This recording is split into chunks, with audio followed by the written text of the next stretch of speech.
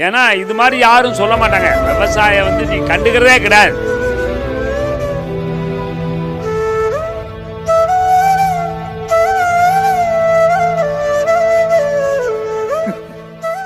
மரியாதைக்குரிய விஜய் அவர்கள் அப்படி சொன்னதில் எங்களுக்கு ரொம்ப திருப்தி. உணவு, உடை, இருப்பிடம்லாம் சொல்றோம். அதுல உணவுக்கு வேற முதலிடத்தை கொடுக்குறோம்.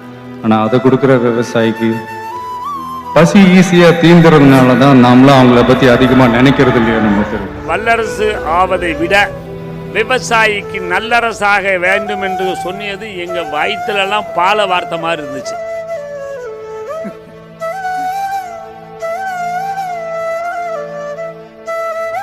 காசு கொடுத்தா கூட சாப்பிட்றதுக்கு எதுவுமே கிடைக்காதுன்ற ஒரு நிலைமை வந்தால் தான் நம்மளாம் புரிஞ்சுக்குவோம்.